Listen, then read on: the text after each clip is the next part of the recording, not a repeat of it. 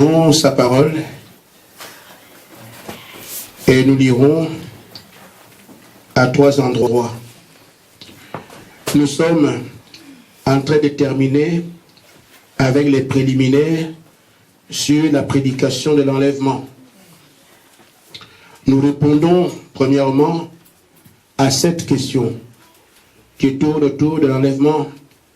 Nous avons déjà répondu à 4. Il nous reste 3. Et je pense que nous pouvons aborder les 2 aujourd'hui et éventuellement jeudi prochain. Et nous pourrons enfin aborder la prédication sur l'enlèvement dimanche. Amen. Amen. Nous restons en prière pour que Dieu nous aide. Amen. Parce qu'il faut que la parole soit prêchée par son esprit. Amen. Sinon, on va s'embourber. Dans 1 Thessaloniciens chapitre 4, versets 16 à 18.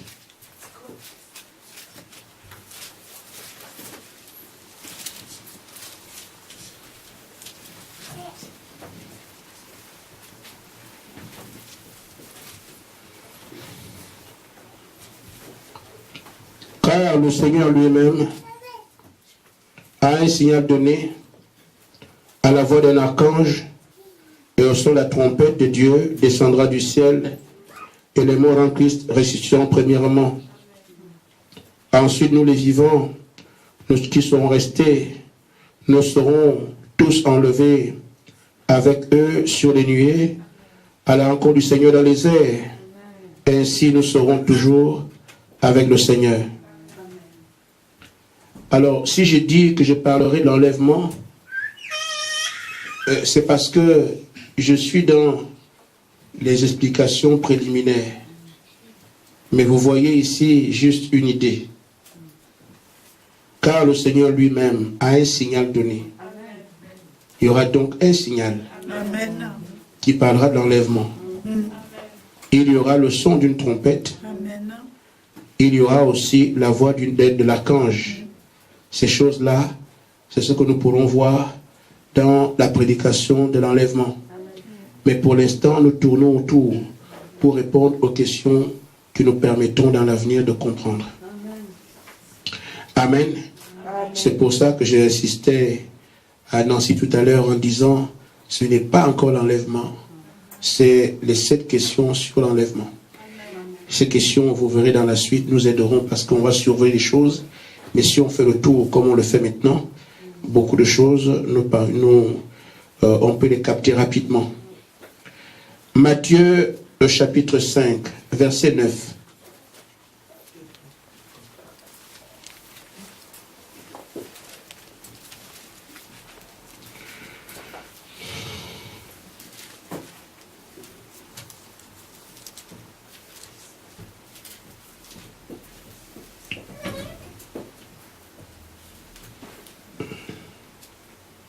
Je crois que j'ai pris mauvais verset.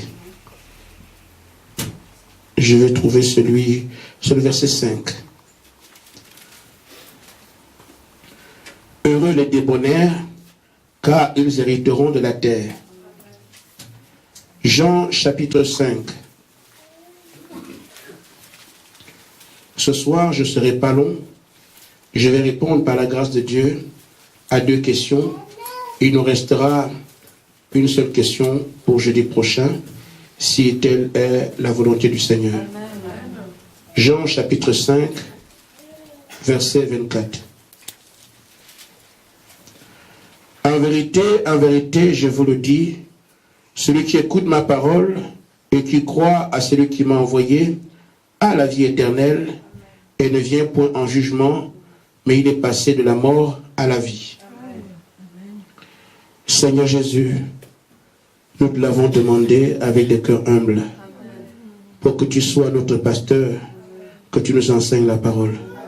Je suis donc ainsi une faible plante et toi tu es le tuteur. Sans toi je tombe. Ô Dieu, sois mon appui. Ôte-moi du chemin et parle à ton peuple. J'ai pris au nom de Jésus-Christ. Amen. Amen. Nous essayons, dans les minutes qui sont devant nous, j'ai dit je ne serai pas long, de répondre à la question 5 et à la question 6. Quand nous voyons ce qui est écrit dans 1 Thessaloniciens 4, la Bible nous dit les morts vont ressusciter premièrement, vont se joindre à nous les vivants si nous sommes vivants en ce temps-là. Amen. Et nous serons tous enlevés à la rencontre du Seigneur dans les airs. Alors nous monterons dans les airs, d'après l'explication qu'on peut avoir sur la base de la Sainte Lecture. Amen. Amen. Et nous voyons aussi que Jésus dit, heureux les débonnaires, parce qu'ils seront héritiers de la terre. Amen. Mais alors, qu'est-ce qu'on va faire dans les airs alors que nous avons une terre qui nous est échue comme héritage? Qu'est-ce qu'on va faire dans les airs? Pourquoi Dieu ne peut-il pas célébrer ce que nous avons vu? L'enlèvement sur les noces de l'agneau. Pourquoi ne peut-il pas directement célébrer ça ici? Amen. Nous voyons qu'il y a quelques détails que nous oublions. Le salaire du péché, c'est la mort. Amen. Et le péché, c'est l'incrédulité. C'est-à-dire, Dieu donne sa parole, vous ne la croyez pas. Alors vous êtes condamnés à mourir. Ainsi, quand la parole nous est donnée, elle vient avec cette double loi. La loi de la vie et celle de la mort. Amen. Quand la parole de Dieu est prêchée, vous la croyez, vous avez la vie. Amen. Vous ne la croyez pas, vous mourrez. Amen. Amen. Ainsi, c'est ce que l'homme doit toujours, du moins, se considérer. Nous voyons donc qu'il y a une grande promesse qui nous est faite, l'avènement du Fils de l'homme. Amen. Or, dans l'avènement du Fils de l'homme, nous avons vu que le ministère de Jésus-Christ revient sur la terre parce que Jésus a 3 noms de fils. Le Fils de l'homme, le Fils de Dieu, le Fils de David, des noms par lesquels il opère sur la terre. Il est venu comme prophète, appelé Fils de l'homme. Quand il a prêché la parole, il a montré le signe du Fils de l'homme, le signe prophétique. Et cette femme au puits a reconnu. On nous a dit qu'un prophète viendrait faire les choses que tu fais. Amen. Jésus a dit, je suis ce prophète-là, le Fils de l'homme. Mais il a dit, le Fils de l'homme devait revenir, le même ministère. Et pourtant, Christ est parti. Mais ce ministère devait revenir encore. Mais dans Matthieu 24, 14, il est écrit, la bonne nouvelle sera d'abord prêchée par toute la terre, ensuite la fin viendra. Amen. Amen. Donc voyez-vous, le ministère du Fils de l'homme devait revenir et participer au fait que la parole soit prêchée partout. Dans Matthieu 24, 24, il dit, il y aurait des faux prophètes quand le Fils de l'homme serait là, mais en même temps, lui aussi sera là. Les faux prophètes feront des grands signes et des miracles, pendant que le Fils de l'homme aussi sera là, son ministère. Donc, Jésus, le ministère de Jésus-Christ, devait revenir sur la terre pendant que les gens vivent, les gens prêchent. Mais ce n'est pas l'avènement du Seigneur. L'avènement du Seigneur a une différence. C'est quand le Seigneur vient pour chercher son église, c'est l'église qui va le rencontrer. Il descend, les deux se croisent dans les airs. Amen. Il ne touche pas la terre. Amen. Mais quand le ministère du Fils de l'homme descend sur la terre, il a besoin de foi, que les gens croient. C'est écrit dans Luc 18, 8. Amen. Or, quand il fait la promesse que le ministère du Fils de l'homme doit revenir, nous nous réjouissons de ce que Jésus viendra. Jésus viendra, mais à bien regarder, c'est une venue avec une double face. Quand il vient pour la seconde fois dans le ministère du Fils de l'homme, c'est pour rassembler ses élus. Amen. En même temps proclamer un jour de jugement. Amen. Lisons un peu dans Ésaïe 61.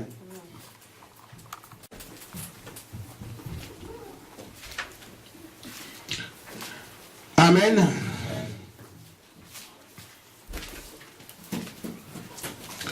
Ésaïe au chapitre 61.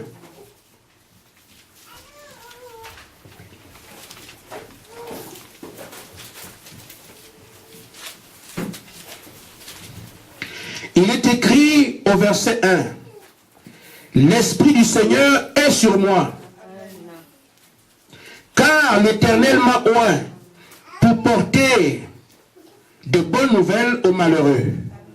Il m'a oint pour guérir ceux qui ont le cœur brisé, pour proclamer aux captifs la liberté et aux prisonniers la délivrance, pour publier une année de grâce de l'Éternel et un jour de vengeance de notre Dieu.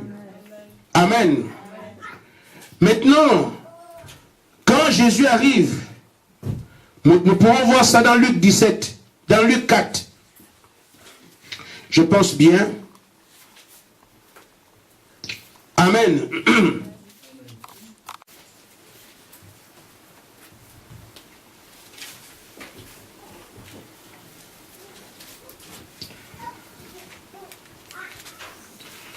Dans Luc 4, 17, il va prendre la même écriture. Je ne sais pas si on est pressé, mais je vais quand même aller au tableau pour rendre ça clair. Parce qu'on a dit, dans Ésaïe 61, de 1 à 3, amen, il nous dit la délivrance, amen, amen, et la vengeance. Amen. Amen. Deux choses. Maintenant, Luc 4. Nous faisons ça comme on a fait la dernière fois. Luc 4, 17. On lui remit le livre du prophète Ésaïe. L'ayant déroulé, il trouva l'endroit où il était écrit « L'Esprit du Seigneur est sur moi ». Même endroit. Parce qu'il m'a oint pour annoncer une bonne nouvelle aux pauvres. Il m'a envoyé pour guérir ceux qui ont le cœur brisé, pour proclamer au câble la délivrance et aux aveugles le couvent la vue, pour envoyer libres les opprimés, pour publier l'année de grâce du Seigneur. Amen. Ensuite, il roula le livre et le remit au serviteur. Voyez-vous que dans cette partie, il ne parle pas de vengeance. Amen. Là, il parle de la liberté, mais pas de vengeance. Amen. Or, quand il vient pour la première fois dans le ministère du Fils de l'homme, il vient proclamer la délivrance, la liberté des captifs, les aveugles voient, amen, les sourds entendent. C'est ce qu'il vient faire d'après Ésaïe, mais en même temps, il doit aussi se venger. Amen. Mais, la première fois, dans la première venue, quand Jésus arrive, amen, dans le ministère du Fils de l'homme, quand il arrive, il proclame seulement la liberté, mais il ne parle pas de vengeance. C'est ce qui nous indique, quand le même ministère du Fils de l'homme reviendra, ce sera maintenant pour ça, pour la vengeance. La première venue, la liberté et la vengeance programmée. Mais il n'accomplit que la liberté, il laisse l'autre fois pour la seconde venue du ministère du Fils de l'homme. C'est pour ça que quand nous savons, pour ceux qui lisent les Écritures et qu'ils entendent que Jésus revient, amen, quand Jésus revient, il reste deux venues. La venue où il vient prendre l'épouse, cette venue-là, il ne fait rien. Il s'arrête en haut. Et l'épouse monte, va le retrouver là-bas. Or, l'autre venue qui est celle du ministère du Fils de l'homme, c'est la plus dangereuse. Pourquoi? Il vient sur la terre, cette fois-ci pour accomplir la deuxième partie qu'il n'a pas exécutée la première fois. Cette deuxième partie, c'est que Jésus vient pour se venger. Amen. Mais il se venge de quoi? De tous les traitements qu'il a eus, de tout ce qu'on lui a fait, tout ce qu'il a subi. Maintenant, il n'y a que ceux qui croient sa parole qui ne payeront pas. Amen. Amen. Mais c'est pour ça que Jésus ne peut pas venir et envoyer ce jugement, sa vengeance, et se venger contre l'épouse. Non. L'épouse, ce sont ceux-là qui, au cours des âges, ont reçu son témoignage, ont cru sa parole. Il faut d'abord qu'il les enlève, eux, les amener quelque part pour juger maintenant les incrédules sur la terre. C'est pour ça que nous avons vu dans Jean 5, 24 que celui qui croit en moi, amen, et qui croit en celui qui m'a envoyé, a déjà la vie éternelle. Pas il l'aura. Il a déjà la vie éternelle. Celui-là ne passera pas en jugement. Il est passé directement de la mort à la vie. Donc quand le jugement de Jésus vient pour la vengeance, ceux-là ne sont pas concernés. C'est pour cette raison qu'il les enlève la terre pour les mettre quelque part pour s'occuper maintenant des incrédules. Amen. Alors frère, le temps dans lequel nous sommes est un temps particulier. Aujourd'hui, tu crois, tu as la vie. Tu ne crois pas, tu es mort. Amen. Déjà, la mort spirituelle, et il y a aussi la mort physique. Amen. Les deux ensemble. Parce que Jésus a dit, dans Luc au chapitre 17, où il parle de son avènement, j'ai déjà répondu à la question, pourquoi faut-il qu'on nous enlève la terre pour nous amener quelque part? C'est parce qu'effectivement, quand il vient cette fois-ci, c'est pour le jugement. Et comme il vient pour le jugement, parce que la première fois, quand il est venu, l'Esprit qui est sur lui a donné une commission. Le Père, il viendra pour délivrer. Il viendra aussi pour se venger. Mais la première fois, il est venu, il a délivré, mais il ne s'est pas vengé. La seconde fois, pour le Fils de l'homme, il vient pour se venger. Et comme il vient se venger, il ne peut pas massacrer son épouse. C'est pour ça qu'il la prend d'abord, il la met quelque part. Maintenant, il s'occupe de ceux qui auront l'occasion de voir ça.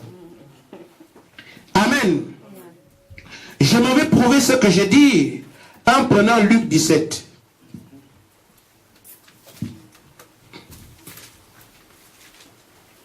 Du verset 26 au verset 30. Parce que parfois, nous lisons ça et on est content, le Seigneur reviendra. C'est bien, ça doit nous réjouir pour le croyant. Mais c'est aussi un jour terrible pour l'incroyant.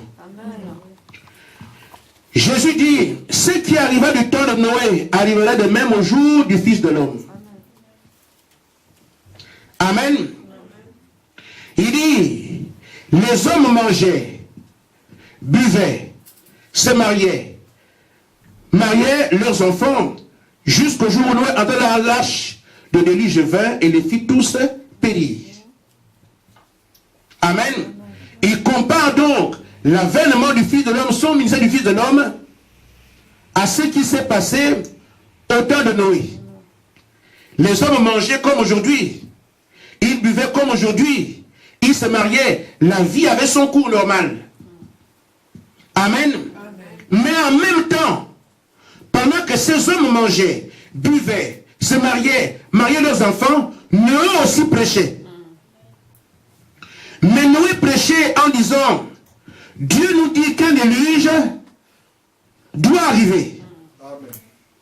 Il faut donc que nous soyons prêts pour entrer dans l'arche qui doit être construite en conséquence. Amen. Mais qu'est-ce que ces gens ont fait? Les gens vaquaient à leur occupation. Ils n'ont pas tenu compte de ce que Noé disait. Les gens allaient dans les bars comme aujourd'hui. Amen. Ils ne se soucient pas de ce que Noé dit. Mais je pense que l'incrédule, je crois qu'il sait où il va. Parce que les gens, certains, ont pris des décisions. Moi, l'histoire de Dieu, ça, je m'en fous. Je m'en moque. Amen. Il y a beaucoup qui tiennent ce langage. Et ils parlent même ainsi avec le souffle de Dieu. S'ils dorment bien aujourd'hui, c'est parce que Dieu leur permet de bien dormir. S'ils ont l'argent dans les banques, c'est parce que Dieu donne. Parce que l'or et l'argent lui appartient et il donne cela à qui il veut. Il ne peut même pas reconnaître que si j'ai l'argent, c'est Dieu qui fait ça. Il y a ceux qui ont pris la décision de dire, nous on s'en moque, ce ne sont pas eux qui sont à plaindre. Mais celui qui est à plaindre, c'est celui qui disait croire en Dieu. Amen. Nous sommes aujourd'hui vers dont il y a en fait 6000 ans depuis l'Éden. Et bientôt on rentrera au 7e millénaire. Amen. L'Éden d'aujourd'hui, c'est l'Éden de Satan. C'est le règne de Satan aujourd'hui. L'Éden de Dieu a fait 6 jours, le 7e jour Dieu s'est reposé. Amen. L'Éden de Satan fera également 6 jours, le 7e jour Dieu se repose. Or, ce jour, on peut le disséquer comme j'aimerais le faire ici.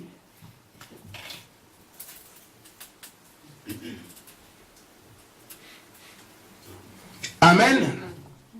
Entre Adam et Noé, il s'est écoulé 2000 ans. Vous pouvez le calculer, hein, c'est juste. Entre Noé et Jésus, il y a eu 2000 ans. Entre Jésus et nous, il y a 2000 ans. Nous sommes donc ici à 6000 ans qui correspondent à 6 jours. Parce qu'un jour au ciel égale 1000 ans sur la terre. Alors le 7e ici, le 7e jour, c'est le jour de Dieu. Nous sommes là en 2014. C'est la montre qu'on joue de prolongation. Et que l'enlèvement peut arriver à n'importe quel moment. Donc, ce que j'aimerais montrer ici, c'est que ce qui s'est passé au temps de Noé, il y avait déjà 2000 ans. Et 2000 ans après, il y avait déjà un temps religieux. Les gens croyaient ici. Amen. Parce que le premier qui a commencé à servir Dieu s'appelle Enoch. Pas Enoch. Lisez la Bible. Donc, Enoch a commencé à servir Dieu à partir d'ici. Et donc, il y avait des croyants jusque là. Il y avait des croyants. Les religions étaient déjà en ce temps-là. Amen. Amen. Noé n'aurait pas allé prêcher à des gens qui n'ont jamais entendu parler de Dieu. Amen. Si Dieu a dit à Noé, fais-toi une arche pour entrer, et que Noé s'adressait aux gens parlant de Dieu, il savait à qui il s'adressait. Ce n'est pas ce jour qu'ils apprenaient qu'il y avait un Dieu. L'information était plutôt que Dieu a dit. Amen. Que nous puissions entrer dans l'arche. Le message de Noé n'allait pas pour dire Dieu existe. Non. Noé allait pour dire Dieu a dit. Le déluge viendra. Il parlait à des gens qui connaissaient déjà Dieu. Mais il avait seulement une nouvelle information à leur donner. Mais qui étaient ces gens? C'est ceux qu'on peut considérer aujourd'hui comme des pasteurs, comme des chantres, comme des hommes de Dieu, qui avaient au moins entendu parler de Dieu à un moment donné. Mais je crois qu'il était juste que Dieu puisse envoyer le déluge. Amen. Personne ne peut le corriger. Amen. Je suis d'accord avec lui. Amen. Mais on attire aujourd'hui l'attention à ceux qui font profession de servir Dieu, d'ouvrir l'oreille et de prêter attention à ce que la parole de Dieu dit. L'Ancien Testament et tout ce qu'on a vu avant nous sert de repère. Noé allait voir. Il n'y avait pas de pape, mais pape. Monsieur le pape, vous êtes un homme de Dieu célèbre. Pas dans le monde entier où vous arrivez, on reconnaît que vous avez une certaine honorabilité. Un homme à vénérer. Mais Dieu vous dit, entrez dans l'art, sinon le pape mourra. Amen. Maintenant, aujourd'hui, il ne s'agit pas du titre du pape. Il s'agit de ce que le créateur du pape dit. Amen. Maintenant, il revient au pape de savoir qu'il est une créature, ou bien il se considère lui-même être quelque chose. Et c'est là que beaucoup vont manquer le coach comme autrefois. Amen. À nous ici, nous devons nous humilier dans ce que Dieu dit. Amen. Quels que soient les temps et les moments, quand on ne comprend pas, nous dirons Seigneur, on ne comprend pas. Il nous éclairera. Mais si le pape refuse de monter à l'arche, c'est la faute de qui? Beaucoup sont chantent aujourd'hui, pasteur, mais ne veulent pas écouter notre son de cloche. Je suis pentecôtiste, point barre. Mais l'avènement du Fils de l'homme, c'est quoi? C'est que Dieu enverra un message Amen. à des gens qui sont censés croire en Dieu, pour leur dire, vous avez un bon témoignage, vous avez eu beaucoup de brebis, vous avez beaucoup chanté, mais la solution pour vous, mentir dans l'âche. Amen. Amen. Mais si nous prêchons la parole et que les stades sont pleins, c'est pour la gloire de Dieu. Amen. Et l'apôtre Paul dit, à quoi me sert-il de prêcher aux gens si l'on me paie de moi-même? Amen. Donc nous sommes censés prêcher la parole pour le salut des âmes et pour notre salut aussi. Amen. Parce que prédicateur ne donne pas accès au ciel, mais c'est le Saint-Esprit. Ainsi donc, ceux qui aujourd'hui s'appellent hommes de Dieu sont les premiers vers qui on doit partir pour leur dire, frère, il y a ça. Mais s'il est au courant de ça et qu'il ne s'amende pas pour dire, j'entre dans l'arche, il va se noyer. Amen. Donc, l'avènement du Fils de l'homme, frère, c'est une épée à double tranchant. Amen.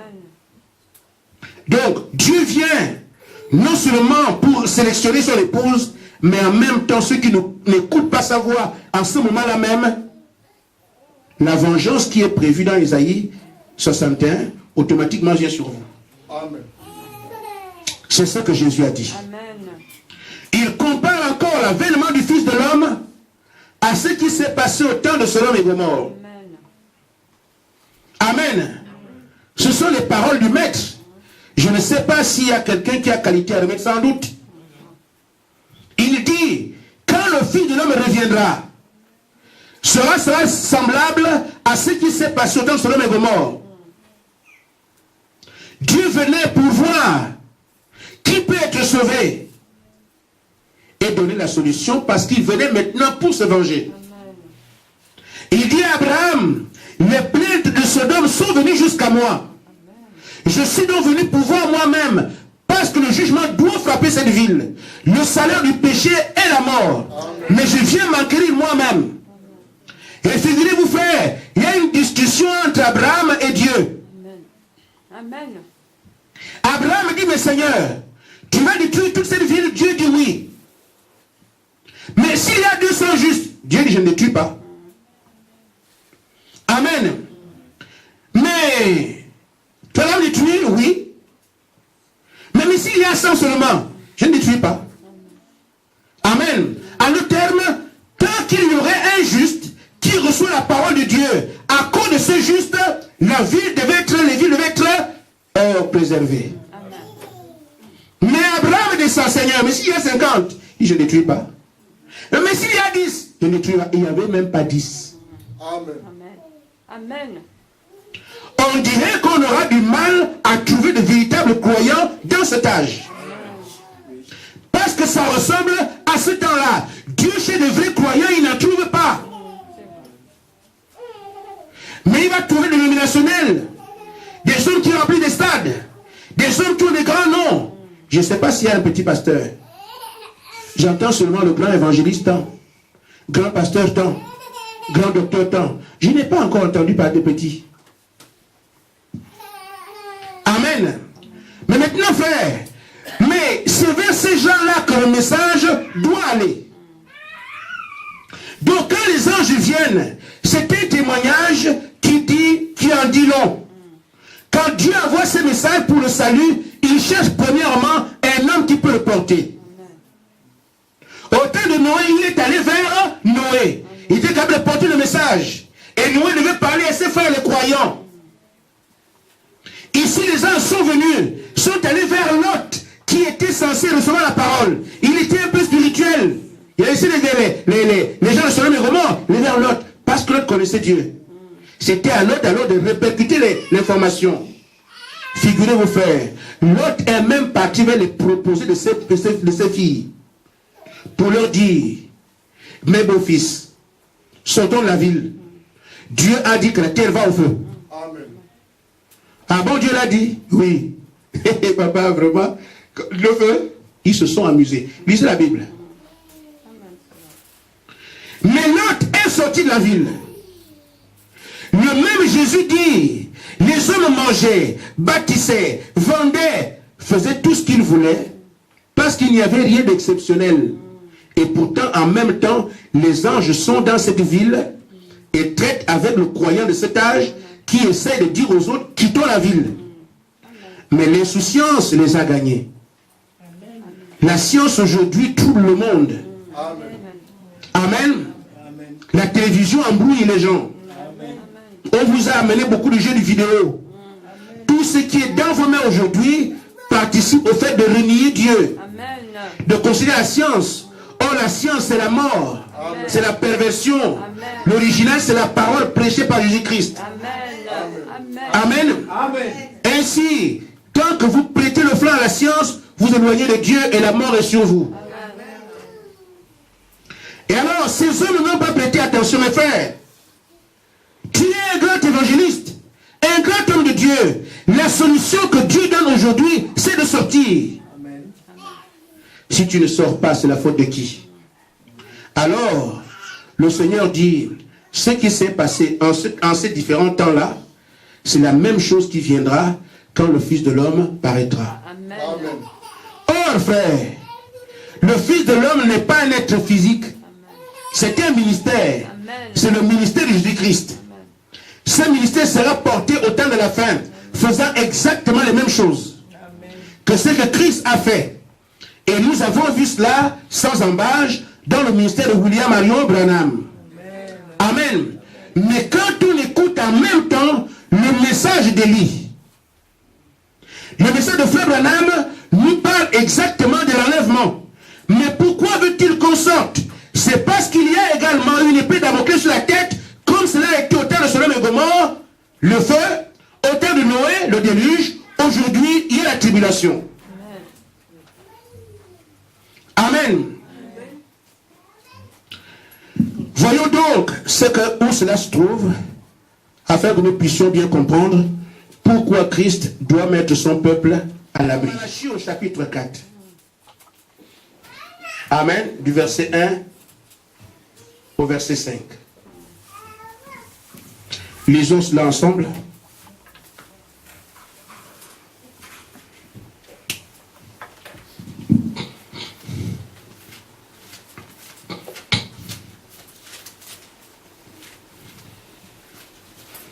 Amen.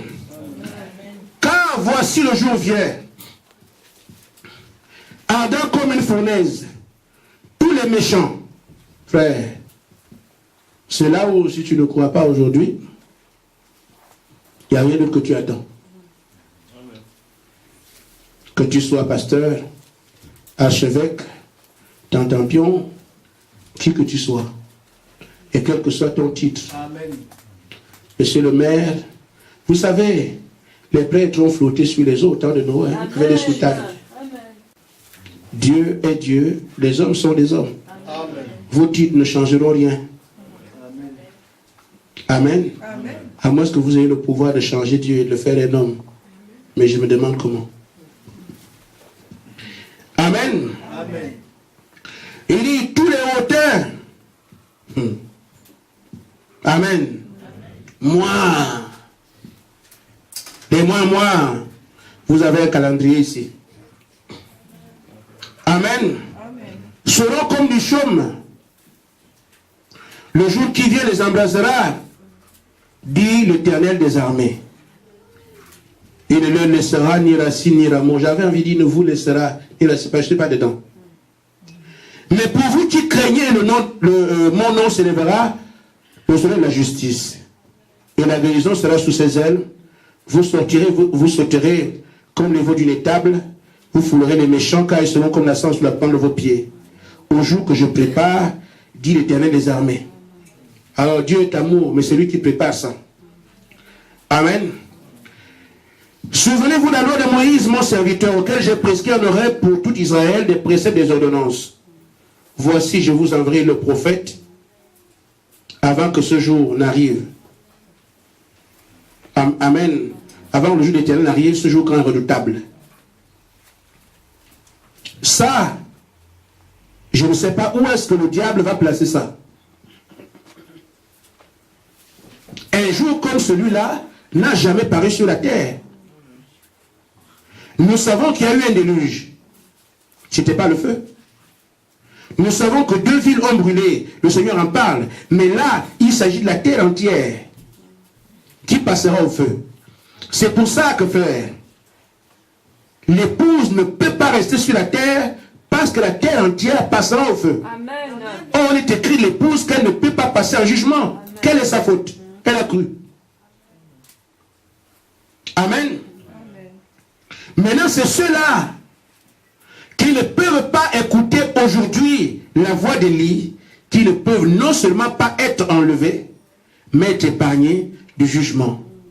Beaucoup attendent Jésus-Christ pensant qu'il vient pour les chercher, mais se trouvent dans les flammes. Amen. Amen. Amen. Amen. Parce qu'aujourd'hui, ceux qui attendent que Christ vienne les chercher, reconnaissent le même Christ dans le ministère du Fils de l'homme. C'est là qu'il propose la prédication du Fils de l'homme, comme l'éclair par l'Orient se monte jusqu'à l'Occident, tel sera l'avènement du Fils de l'homme. Et pendant qu'il fait ce parcours, c'est là aussi que les anges rassemblent l'épouse d'âge en âge. Jusqu'à ce que nous arrivions au 7e ange aujourd'hui. Vous n'écoutez pas le 7e ange qui a en même temps le ministère d'Élie pour prévenir que la tribulation n'est plus loin. L'enlèvement n'est pas pour vous. Débrouillez-vous à croire au message de William Branham. Si vous ne croyez pas aujourd'hui, ce soir, cherchez à comprendre. Amen. Amen. Amen. Alors, le Seigneur dit, les choses seront tellement simples. Et ce qu'on a vu au temps de Sodome et Gomorrhe, c'est ce que nous voyons aujourd'hui. Les hommes mangeaient, buvaient, mais en même temps, les anges parlaient. C'était simple. Mais on s'est rendu compte de la réalité, le feu est déjà là. C'est un temps terrible que nous vivons aujourd'hui. Il compare ça également au temps de Noé. Amen. Mais pendant que les gens mariaient leurs enfants, faisaient des fêtes, avaient des conférences, amen, en même temps, Noé aussi prêchait. Ils se sont rendus compte, mais c'était la vérité, l'eau est déjà au cours. Amen. C'est vrai. Mais c'est ce qui va arriver au monde d'aujourd'hui. Nous prêchons le message ici à Bar-le-Duc, les gens passent, ils viennent lorgner, ils s'en vont, ils entendent, ils disent c'est une secte. Amen. Nous sommes en train de prêcher, mais il y a des mariages. Les gens baptisent, l'avenue là vient de changer. Les constructions sont partout. Les gens ont des rêves, des nouvelles voitures. Amen. Mais en même temps, le message de Malachie 4 est sur la terre. Le monde va se réveiller sous les flammes. Amen. Mais l'épouse est déjà partie. C'est pour ça que je vous dis à vous, Amen. faites tout pour vivre ce message à 100%. Amen. Parce qu'il est écrit de vous, vous ne pouvez plus passer en jugement. Parce que la semence en vous a reconnu le message, vit le message, alors la tribulation n'est pas pour toi. Amen. Pourquoi l'épouse quitte la terre? C'est parce que la terre sera embrasée. Et Dieu ne permettra pas que ceux pour qui il est mort souffrent encore. Il a déjà souffert pour eux. Amen. Deuxième question. Nous allons donc en haut pour combien de temps? La durée. Nous prenons Apocalypse au chapitre 4. Et la réponse sera très courte.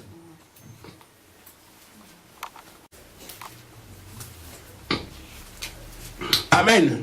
Amen.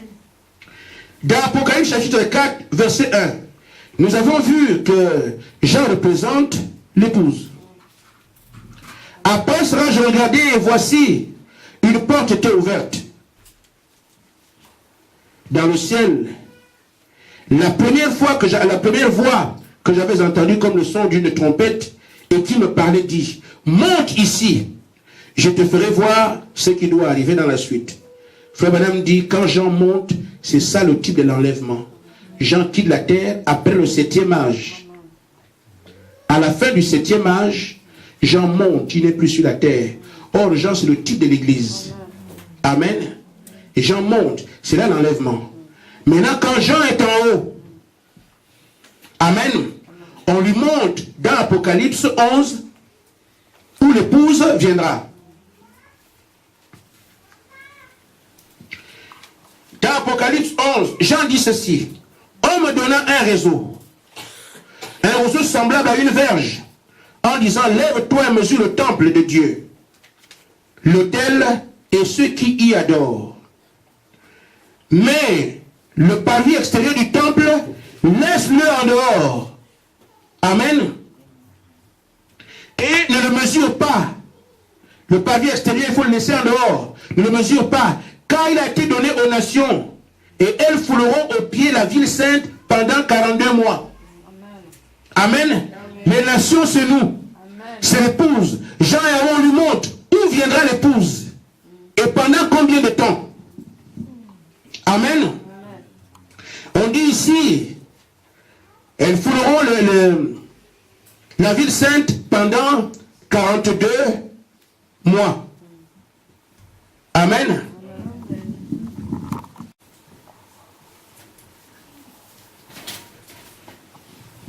Alors, il faut 42 mois. Un mois égale 30 jours. C'est pas ça? Oui. Est-ce que c'est par mois qu'il faut regarder ça? Non, un an, ça fait combien? 12 mois. Par 12.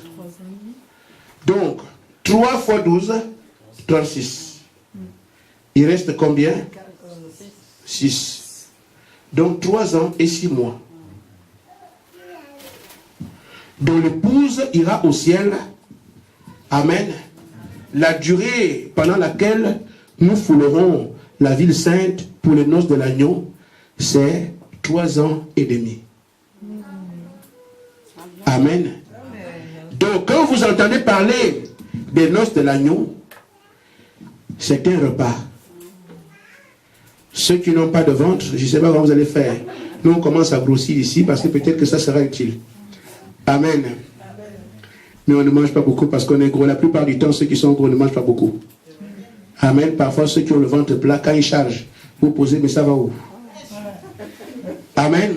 Donc, là-bas, nous parlons un peu autour. Le maître sera là, l'époux, avec l'épouse. Nous mangeons, nous buvons 3 années et demie. Amen. Sans se fatiguer. Amen. La joie qu'il y a là-bas, oh, il n'y a pas de mots ici pour la décrire. Amen. Amen. La paix qu'il y a là-bas, il n'y a pas de mots sur la terre. Amen. Amen. Parfois, j'ai envie d'aller aujourd'hui. Amen. Amen. Tous ceux qui sont allés, qui ont vu cet endroit, quand ils reviennent, ils veulent partir. Paul avait vu le 3e ciel. Amen. Quand il arrive sur la terre, il se moque de la mort. Amen. Quand on amène Paul au bûcher pour le couper, il marche lui-même. Mort, où est-on de Dieu, pauvre mort? Il savait où il va. Amen. Amen. Frère Branham est parti là-bas, il a vu. Il dit, frère, ce qui est là-bas, je ne sais pas, il n'y a pas de mot sur la terre. Il dit, si je dis excellent, ce n'est pas à la hauteur. Je dis meilleur, c'est pas. Un mot terrestre n'explique pas ça. Amen. Alors, frère, je dirais simplement, on parle en enlèvement, mais ce préliminaire nous donne un petit goût. Amen.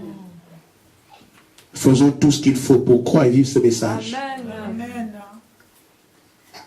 Ceux qui m'entendront de loin, je vous dis, frère, il y a toujours des appréciations, toi. Je ne crois pas ça, c'est faux. Amen. Ça, vous n'avez rien à faire. Il y a aussi, je crois ça. Ça, c'est la vérité. Vous avez un effort à faire pour vivre ça. Amen. Mais il y a aussi une question. Et si c'était vrai? C'est cette question que je laisse en suspens à ceux qui ont entendu le message de Branham et qui ont les appréciations, les appréhensions. Et si c'était vrai? Amen. Amen. Ça ne tue pas de chercher à comprendre. Amen. Si vraiment quelqu'un croit en Dieu et qu'il écoute dans la salle ici que je viens de dire ce soir et qu'il est sceptique, mais le Dieu que tu crois répond aux prières. Amen. Va lui demander, il s'agit de quoi? Amen. Malheureusement, on écoute plus les pasteurs aujourd'hui. Quelqu'un lui parle, il demande à son pasteur. Si ton pasteur connaissait le message, il aurait cru. Mais il ne croit pas. Que veut-il qu'il te dise? Amen. Amen. Dans cet âge où les gens ont besoin de membres, ne crois pas. Parce qu'aujourd'hui, le pasteur de la Odyssée, c'est seulement pas un problème de pasteur, c'est un problème d'esprit. Amen. Les esprits qui ont combattu Jésus-Christ à Jérusalem sont encore ici dans nos villes aujourd'hui, qui ont des pasteurs pour dire aux gens n'y allez pas. Il y a aussi l'esprit qui était en Christ, qui prêchaient la vérité, montraient la parole, où on se dit quoi au message pour leur dire, ça c'est la vérité. Que l'Esprit est sur toi. Que Dieu vous bénisse. Amen.